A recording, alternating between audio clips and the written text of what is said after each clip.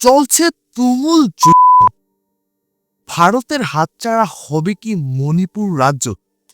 বিষয়টাকে বুঝতে পারছেন না ভিউয়ার্সগণ? বর্তমানে আমাদের ভারতের মণিপুর রাজ্য কিন্তু আর শান্তিপূর্ণ অবস্থায় নেই। মণিপুর রাজ্যে কিন্তু তুমুল যুদ্ধ চলছে ভারতীয় সেনাবাহিনীর সঙ্গে মণিপুরের স্বাধীনতাকামী বাহিনীর সঙ্গে। মানে মণিপুরের মধ্যে এমন একটা বাহিনী রয়েছে যেটা চায় মণিপুরকে ভারত থেকে আলাদা করতে। সেই বাহিনীর সঙ্গে ভারতীয় সেনাবাহিনীর কিন্তু তুমুল যুদ্ধ চলছে। হ্যাঁ ভিউয়ার্সগণ, আজকে আমি 52 টাইমস ইউটিউব চ্যানেল নিবেদিত খুবই গুরুত্বপূর্ণ একটা নিউজের উপর রিয়েকশন দিতে যাচ্ছি। নিউজটা শিরোনামটা পড়ে শোনাচ্ছি। তুমুল যুদ্ধ, ভারতের হাতছাড়া হবে কি মণিপুর রাজ্য? এবং নিউজটা থাম্বনেলে যে শিরোনামটা দেওয়া আছে, শিরোনামটা হচ্ছে অতর্কিত হামলা, ভারতের ক্যাম্প দখল, পালালো ভারতীয় সেনারা।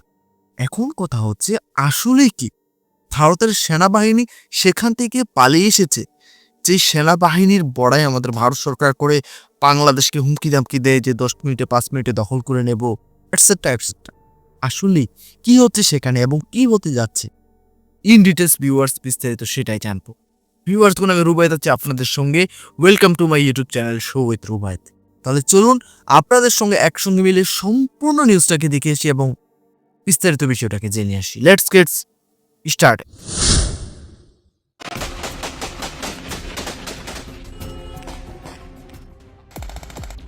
ভারতের লৌহকঠিন নিরাপত্তার অহংকার এবার মণিপুরের পাহাড়ে ধুলোয় মিশে গেছে। সেভেন সিস্টার্সের অন্যতম গুরুত্বপূর্ণ রাজ্য মণিপুর এখন ভারতীয় প্রশাসনের জন্য এক মৃত্যু ফাঁদে পরিণত হয়েছে। বিশ্বজুড়ে নিজেদের সামরিক শক্তির বড়াই করা দিল্লি আজ নিজেদের সীমানার ভেতরেই এক নজিরবিহীন লজ্জার মুখোমুখি। সামাজিক যোগাযোগ মাধ্যমে ছড়িয়ে পড়া একটি ভিডিও ফুটেজ পুরো ভারতের মেরুদণ্ডে ভয়ের শীতল স্রোত নামিয়ে দিয়েছে। ভিডিওটিতে স্পষ্ট দেখা যাচ্ছে মণিপুরের স্বাধীনতাকামী সংগঠন মণিপুর লিবারেশন আর্মি বা এমএলএ ভারতীয় সেনাবাহিনীর একটি পূর্ণাঙ্গ ক্যাম্প দখল করে নিয়েছে। এটি কোনো সাধারণ ঘটনা নয়, এটি ভারতীয় রাষ্ট্রযন্ত্রের গালে কষে থাপ্পড়, যা বুঝিয়ে দিচ্ছে মণিপুরে ভারতীয় নিয়ন্ত্রণ এখন কেবলই এক অতীত ইতিহাস।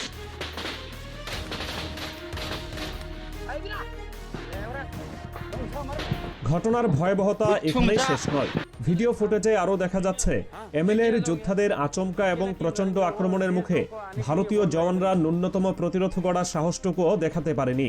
নিজেদের ক্যাম্প, অস্ত্র এবং অবস্থান ছেড়ে তারা পালিয়ে প্রাণ বাঁচিয়েছে। যে ক্যাম্পটি ছিল ভারতীয় শক্তির প্রতীক, সেখানে এখন উঠছে স্বাধীনতাকামী যোদ্ধাদের বিজয় নিশান।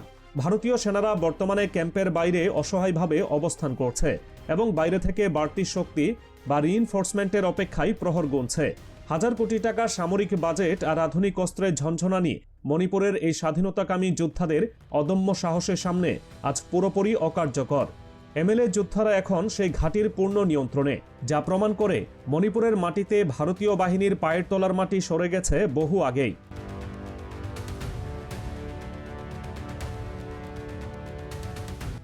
রণক্ষেত্রের এই বিপর্যয়ের পাশাপাশি রাজনৈতিক অঙ্গনেও শুরু হয়েছে ভয়াবহ অস্থিরতা। মণিপুরের পরিস্থিতি এখন আর দিল্লির নিয়ন্ত্রণে নেই, বরং সেখানকার নিয়ন্ত্রণ চলে গেছে স্থানীয় শক্তিশালী সংগঠনগুলোর হাতে।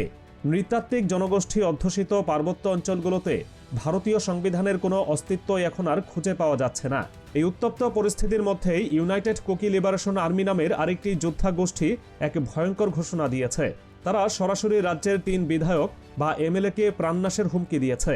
এই হুমকি কোনো উড়ো চিঠি নয়, বরং গত রোববার রাতে আনুষ্ঠানিকভাবে সংবাদ বিজ্ঞপ্তি পাঠিয়ে এই চরমপত্র জারি করা হয়েছে।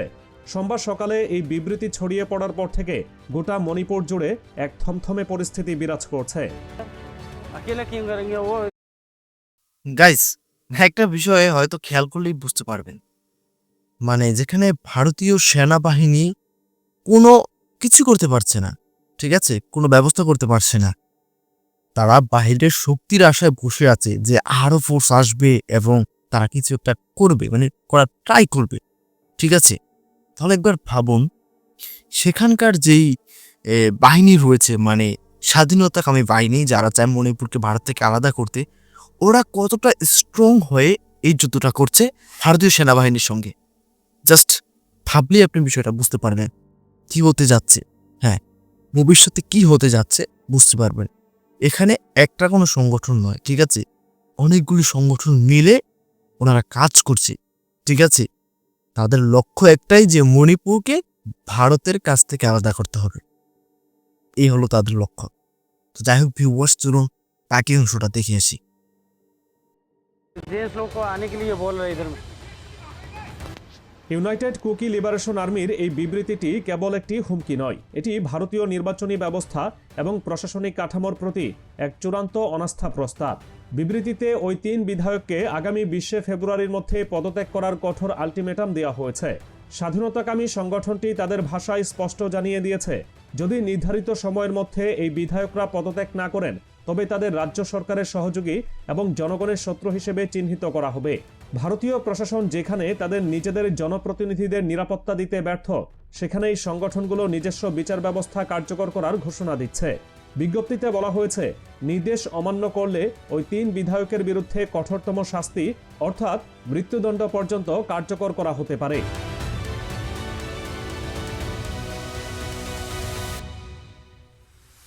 সবচেয়ে তাৎপর্যপূর্ণ বিষয় হলো, এই বিবৃতিতে বাইরের যে কোনো হস্তক্ষেপের বিরুদ্ধে কঠোর হুঁশিয়ারি উচ্চারণ করা হয়েছে। ইউকেএলএ জানিয়ে দিয়েছে, তাদের এই সিদ্ধান্তে কোনো সংস্থা বা ব্যক্তির হস্তক্ষেপ করার বিন্দুমাত্র অধিকার নেই। যদি কেউ এই নির্দেশের বিরোধিতা করার দুঃসাহস দেখায় তবে তাদের বিরুদ্ধেও নেওয়া হবে কঠিন ব্যবস্থা। এই ধরনের কড়া বার্তা প্রমাণ করল, মণিপুরের বিস্তীর্ণ অঞ্চলের উপর এখন আর দিল্লি বা ইম্ফলের সরকারের কোনো নিয়ন্ত্রণ নেই। সেখানকার প্রকৃত শাসক এখন এই স্বাধীনতাকামী সংগঠনগুলো। তারা সমান্তরাল প্রশাসন চালানোর মতো শক্তি অর্জন করেছে এবং তাদের কথার উপরে কথা বলার সাহস খোদ ভারতীয় প্রশাসনেরও নেই। স্থানীয় জনগণও যে বর্তমান সরকারি ব্যবস্থার উপর আস্থা হারিয়েছে তা সংগঠনগুলোর বক্তব্যেই স্পষ্ট ফুটে উঠেছে।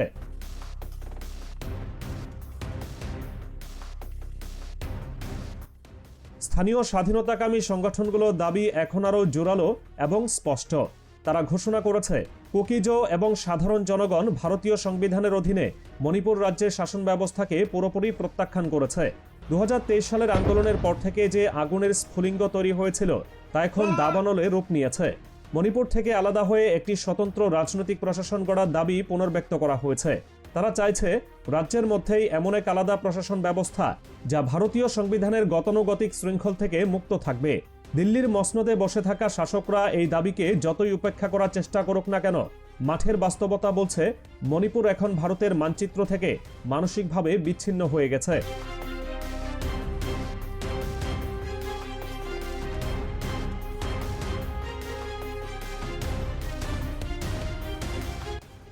সার্বিক পরিস্থিতি বিচার করলে মণিপুর এখন ভারতের হাত থেকে প্রায় ফসকে যাওয়া এক ভূখণ্ড। একদিকে ভারতীয় সেনাবাহিনীর ক্যাম্প দখল হয়ে যাচ্ছে, জওয়ানরা অস্ত্র ফেলে পালিয়ে প্রাণ বাঁচাচ্ছে, অন্যদিকে রাজনৈতিক নেতারা পদত্যাগের আলটিমেটাম পাচ্ছেন এবং প্রাণনাশের হুমকির মুখে পড়ছেন। যে রাজ্যটি ভারতের পূর্বাঞ্চলীয় নিরাপত্তার প্রধান স্তম্ভ হওয়ার কথা ছিল, সেটি এখন ভারতে জাতীয় নিরাপত্তার জন্য সবচেয়ে বড় দুশ্চিন্তার কারণ হয়ে দাঁড়িয়েছে। স্বাধীনতাকামী সংগঠনগুলোর, বিশেষ করে মণিপুর লিবারেশন আর্মি এবং ইউনাইটেড কুকি লিবারেশন আর্মির এই উত্থান থেকে স্পষ্ট, দীর্ঘদিনের বঞ্চনা এবং সামরিক শাসনের বিরুদ্ধে সেখানকার মানুষের ক্ষোভ এখন সুসংগঠিত সশস্ত্র প্রতিরোধের রূপ নিয়েছে।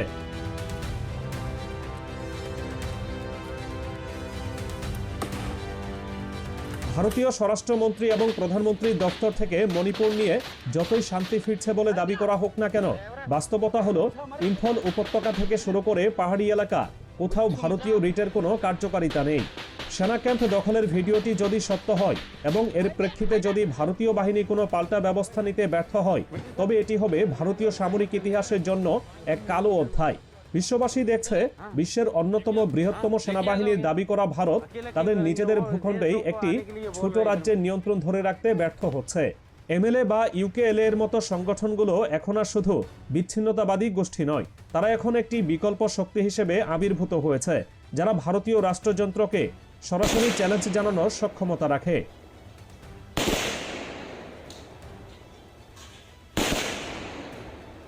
আগামী দিনগুলোতে পরিস্থিতি আরও ঘোলাটে এবং রক্তাক্ত হওয়ার আশঙ্কা প্রবল। 20 ফেব্রুয়ারির আলটিমেটাম শেষ হওয়ার পর কি ঘটে সেদিকে এখন সবার নজর। যদি সত্যিই কোনো বিধায়কের উপর হামলা হয় বা তারা পদত্যাগ করতে বাধ্য হন, তবে তা হবে ভারতীয় গণতন্ত্রের কফিনে শেষ পেরেক। আর যদি ভারতীয় সেনাবাহিনী তাদের হারানো ক্যাম্প পুনরুদ্ধার করতে না পারে, তবে মণিপুরে তাদের নৈতিক পরাজয় চূড়ান্ত বলে গণ্য হবে।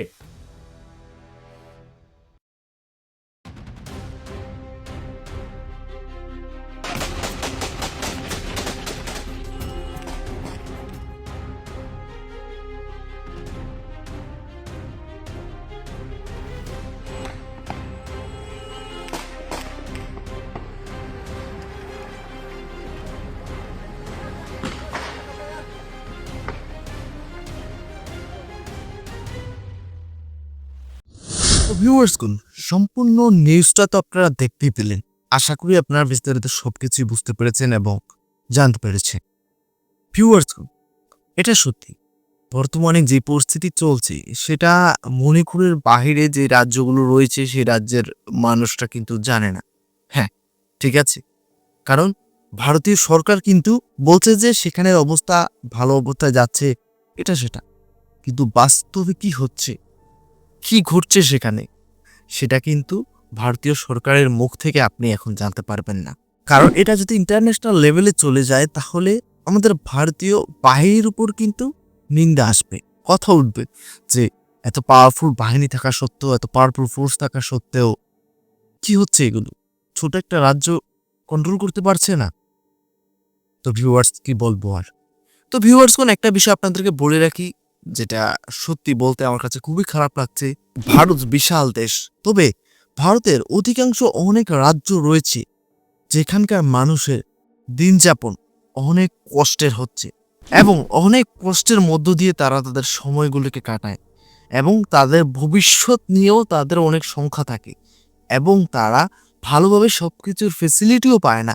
তো সব মিলিয়ে তাদের মনের মধ্যে কিন্তু ক্ষোভ জন্ম হয় যে ভারত থেকে আলাদা হয়ে যাওয়ার। তো এই বিষয়টাই স্বাধীনতাকামী গোষ্ঠীতে যোগ দেওয়ার জন্য প্রবণতা বাড়াচ্ছে সেখানকার অনেক মানুষদের। এই ছিল ভিউয়ার্স কোন বিস্তারিত। তো ভিউয়ার্স কোন সবশেষ একটা কথাই বলতে চাই, যুদ্ধ কখনো ভালো কিছু বয়ে আনে না, সেটা যেই জায়গাতেই হোক না কেন। বর্তমানে যে পরিস্থিতি চলছে সেখানে অনেক সাধারণ মানুষেরও ক্ষতি হতে পারে এবং তার সাথে যে বিষয়টা হচ্ছে এবং হবেও, সেখানকার সাধারণ মানুষের জীবনযাপন কিন্তু আর ভালোভাবে হবে না, কারণ বর্তমানে তো গোলাগুলি হচ্ছে, তো একটা ভয় মনের মধ্যে থাকেই, কোথা থেকে কি হয়ে যায়, কখন যেন কি হয়ে যায়, একটা ভয় থাকে। আরেকটা বিষয় যেটা না বললেই নয়, ঠিক আছে, বর্তমানে যেখানে ভারতীয় সেনাবাহিনী কিন্তু সেখানে কোনো সুবিধা করতে পারছে না, তো সেই জায়গা থেকে আশা করি বুঝতেই পারছেন তাদের কাছে ফোর্স কতটা রয়েছে, মানে স্বাধীনতাকামী সংগঠনদের কাছে কেমন মানুষ রয়েছে বা জনবল কেমন রয়েছে এবং তাদের কাছে কি কি ইকুইপমেন্ট রয়েছে। ভিউয়ার্স কোন এভাবেই যদি বাড়তে থাকে তাদের জনবল, তাদের ইকুইপমেন্ট, তাহলে ইন ফিউচার মণিপুর ভারত থেকে 100% আলাদা হয়ে যাওয়ার সম্ভাবনা কিন্তু রয়েছে। তো ভিউয়ার্স কোন এই ছিল বিস্তারিত। আজকে সম্পূর্ণ নিউজটা দেখার পরে আপনাদের যদি কোনো ব্যক্তিগত মতামত থাকে অবশ্যই কমেন্ট করে জানাবেন এবং আজকের রিঅ্যাকশন ভিডিওটা যদি আপনাদের কাছে ভালো লেগে থাকে আপনারা চাইলে কিন্তু আমার ইউটিউব চ্যানেলটাকে সাবস্ক্রাইব করতে পারেন, ভিডিওতে লাইক করতে পারেন। তাহলে বিদায় নিচ্ছি এখানেই, দেখা হবে পরবর্তী কোনো একটা ভিডিওতে। ততক্ষণ পর্যন্ত সকলে ভালো থাকবেন, সুস্থ থাকবেন, টাটা, বাই বাই।